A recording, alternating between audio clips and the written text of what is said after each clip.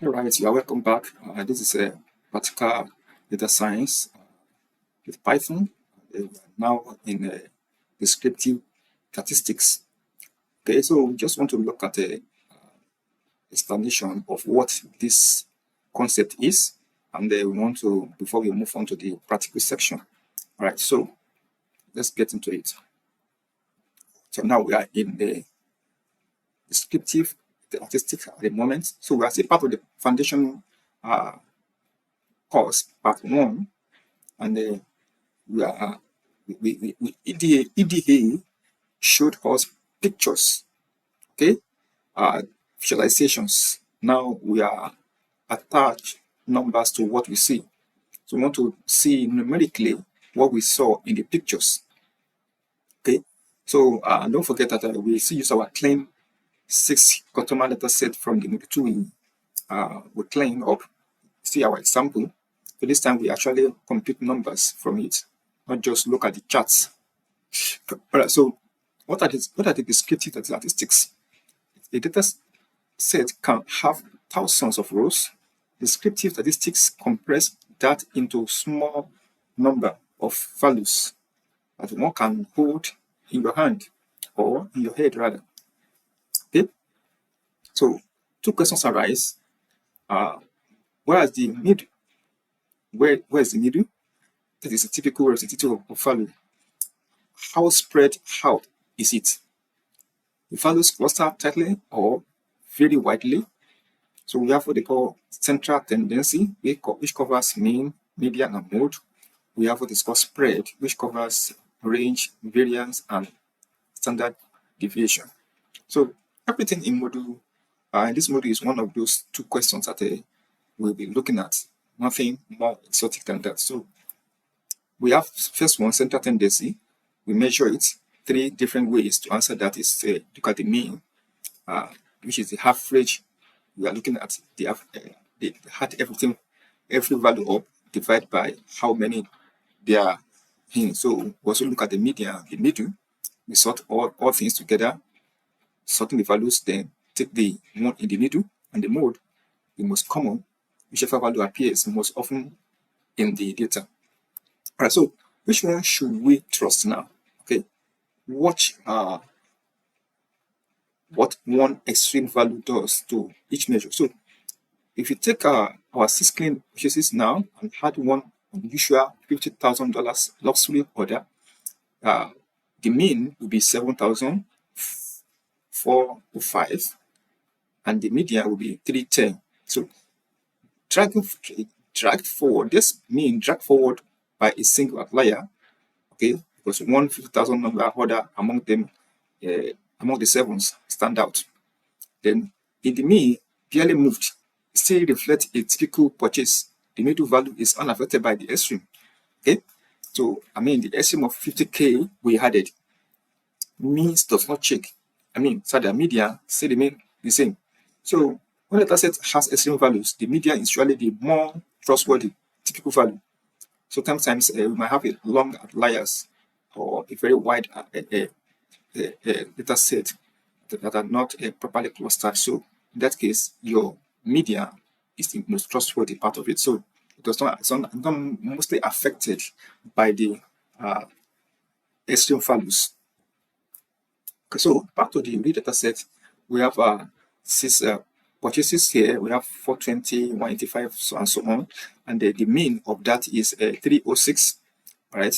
And the median is 310. Our mode is also 310 from what we are seeing here. So notice that the mean and median are close together. That is a good sign. It suggests our clean data set doesn't have wide layers pulling the average away from what is typical. So the measure of spread now shows we should talk about the range, the variance, and standard deviation. So two data sets can share the same mean and still look completely different. We have the range simply the highest value minus the lowest. So simple term, but only looks at 2 points. So variance is the average of how far each value sits from the mean. This squared. The square root of variance back in the original unit. So it is easier to interpret that as standard deviation. So in that case, we have the spread So each of the 6 purchases sits some distance from the mean. You can see from this distance from the mean, all right, at this the mean, and the variance and standard deviation summarize all of those distances in one number, right?